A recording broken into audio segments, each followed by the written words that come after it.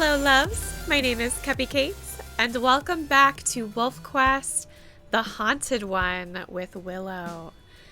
Now last time we had a bit of an emotional episode because Spirit Willow has realized that her father might be with her, but she's not sure.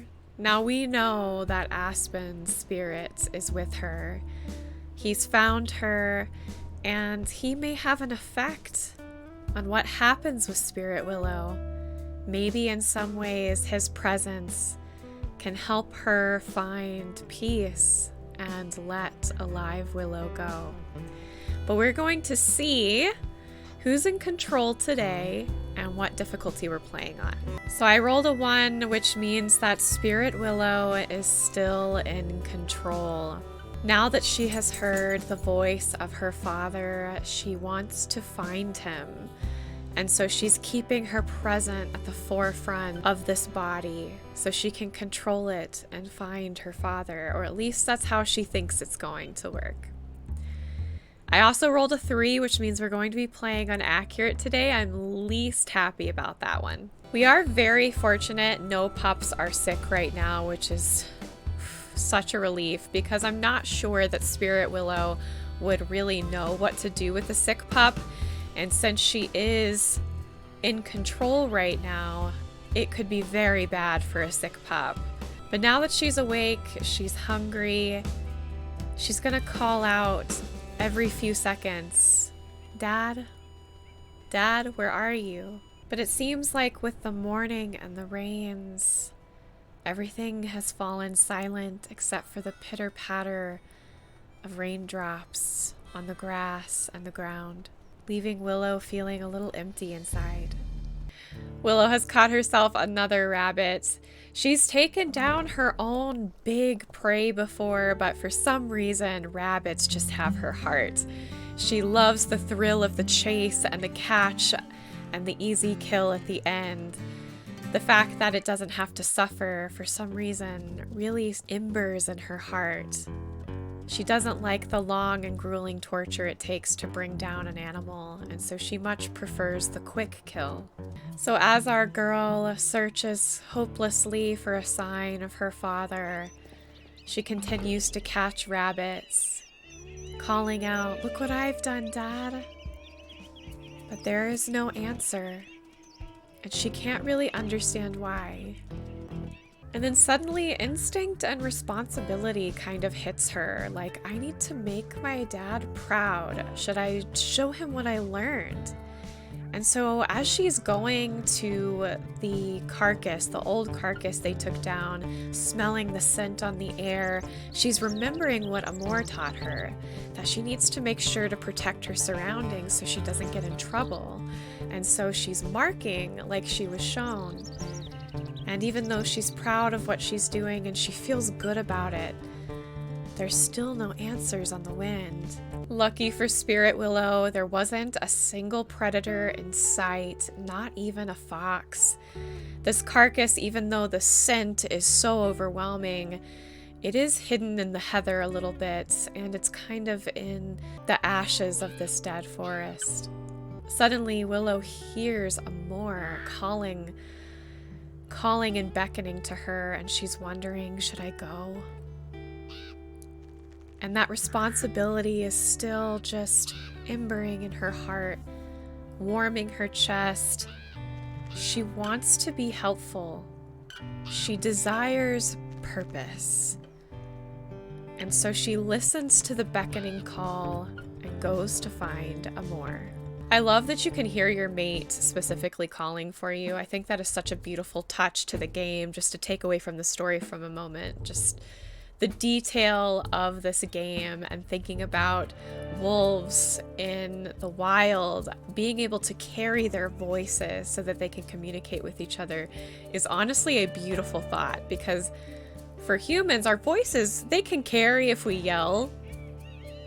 But otherwise, we couldn't contact somebody miles away unless we had a telephone. However, wolves, with their howls, can absolutely do that. Suddenly, Willow comes across this den. And even though the den that she was in didn't quite look like this, there's a strange familiarity to it. The smell of the bark, the feeling of the bark against her fur, she recognizes, and it feels like home. She decides to take a moment and just lay down. And then she feels it.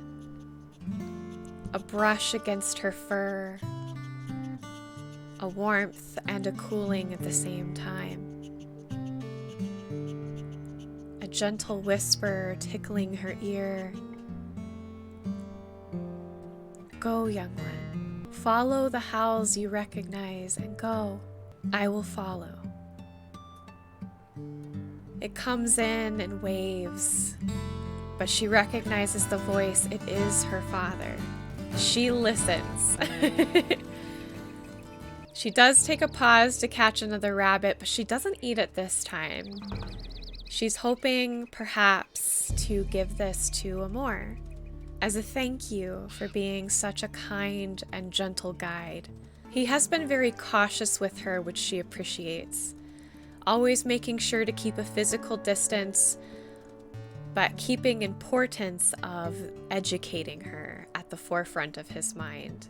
She sees all these puppies again, and she remembers her siblings, and as much as it hurts, it also feels good.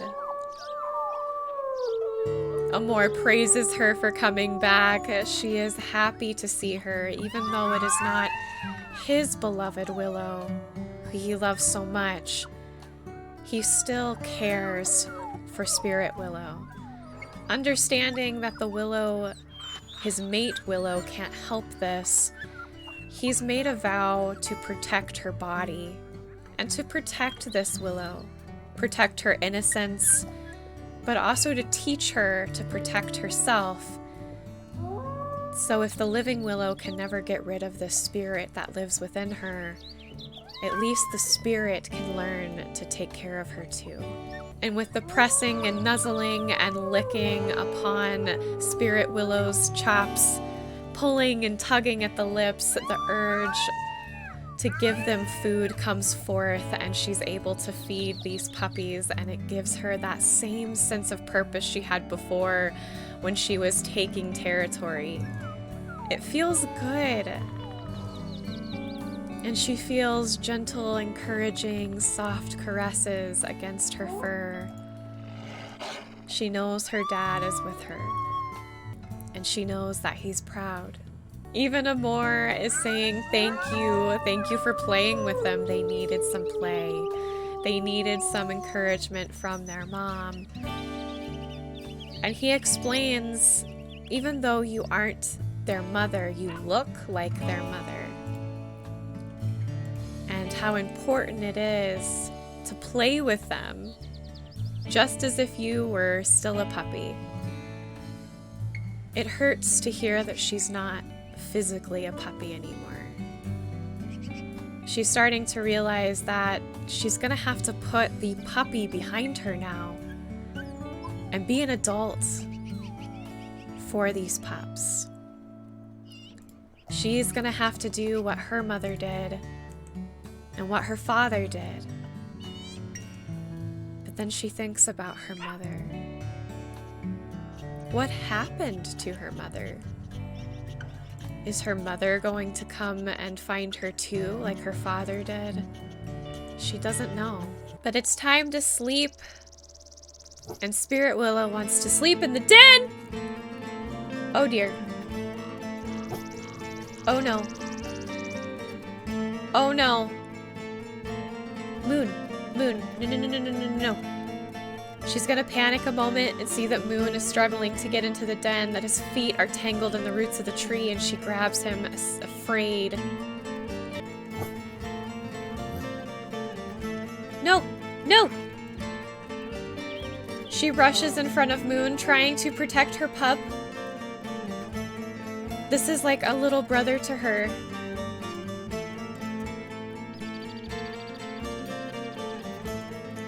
She grabs him again. Amore is fighting for his life right now. She's huddling close to the hole of the den. She's afraid for Amore. This is really bad. Come on, Willow.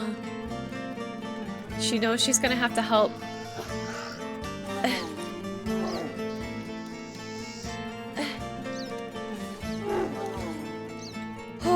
Oh, Willow, be careful! Okay. She growls. A growl erupts from her, but she sees Fang trying to run. She grabs Fang now. All she can think about is protecting these little babies, because that's what she wanted to do with her sister Cupcake, and she couldn't. Oh my gosh, I was panicking. He's hurt. He's trying not to show it. He's trying to look strong so that he doesn't frighten the spirit Willow. She looks over him and he's covered in scratches and blood, especially along his rib cage. He is hurt bad. And yet he's laying here saying, go look after them. He doesn't want her to see him like this, and so she obeys. She goes into the den. She snuggles with these puppies that aren't hers, but the more time she spends with them, the more she cares about protecting each and every one of them. She remembers all the times when she would hide in the den with her mother and they would huddle together and snuggle, and Charm would whisper to them, "It's all right. I'm here. I love you. You're safe." Anytime a storm would come through and shake the very ground that they laid upon, anytime they heard the yipping and howling of coyotes not far from the safety of their den, or other howls and growls from other wolves just trotting and scouting nearby, Charm would whisper, "I love you. I won't let anything hurt you." She remembers it. And it hurts her heart. It hurts her heart because in those moments she believed her mother. And yet, she's not really here anymore. She's conscious. She's in a body that is borrowed. But her mother didn't protect her. Her father didn't protect her. She's not alive. But somehow she's been given this chance, and she doesn't ever want what happened to her to happen to any of these puppies in this den. And she, as she holds them close and gives them soft licks on their chest, vows that she will not let anything happen to these pups. Not like what happened to her sister. Not like what happened to her. And she reaches deep into her mind and she says, "I don't know if you can hear me, Willow, but I want to protect them too." And she sleeps. That made me emotional. I don't know why.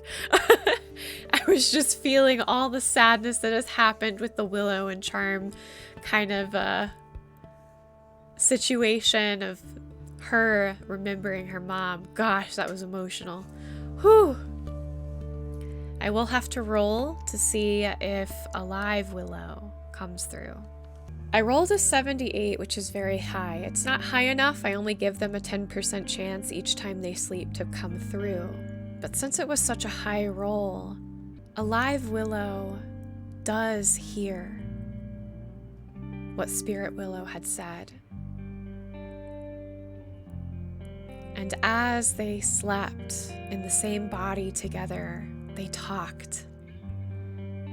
They met in spirit.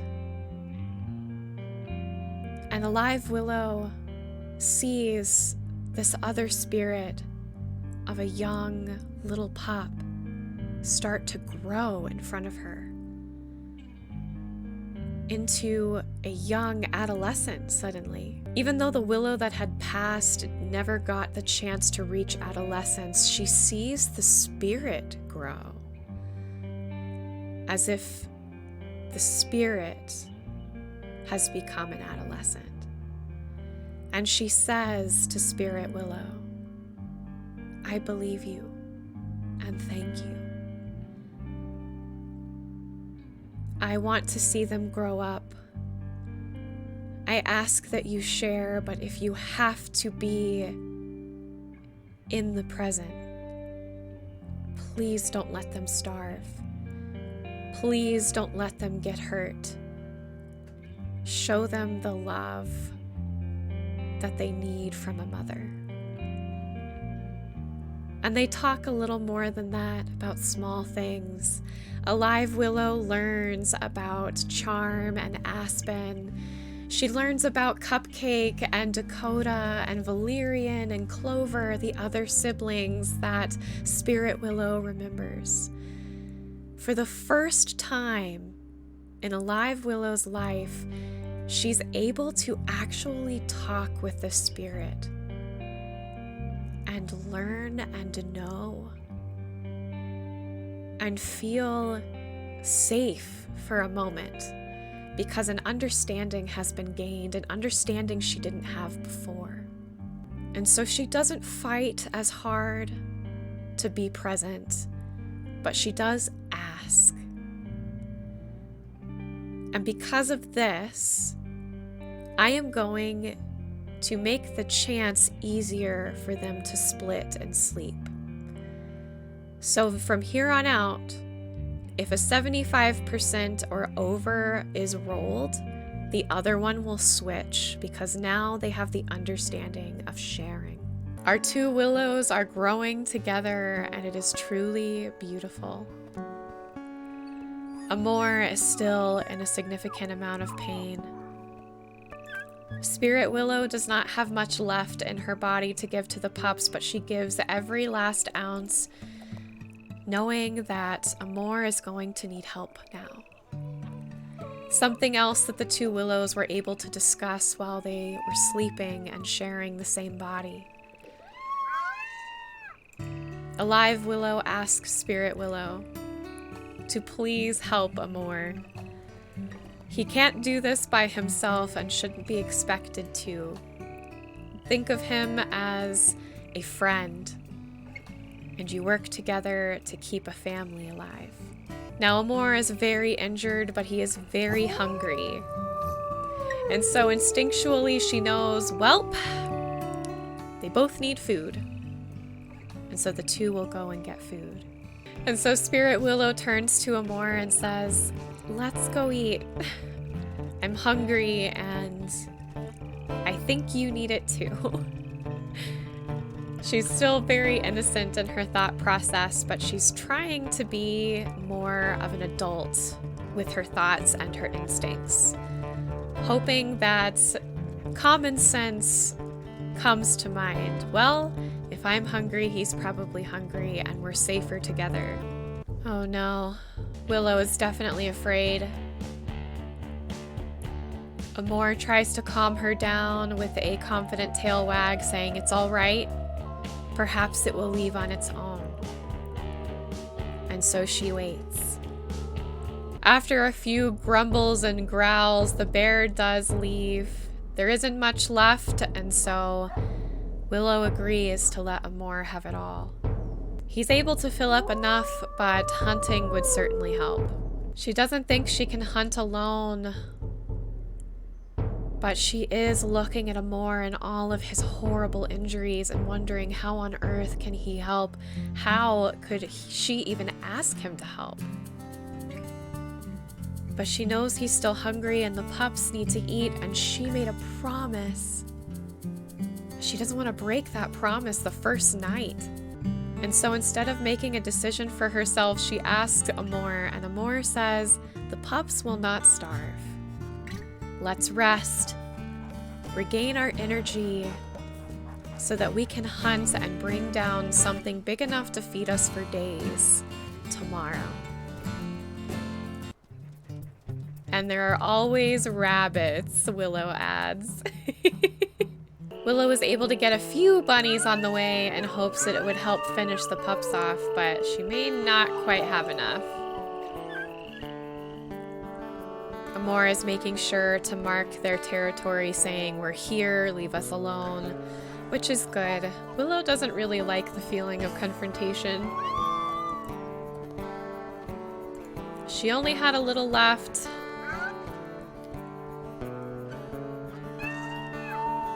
Barrow needs more food, but they'll just have to wait.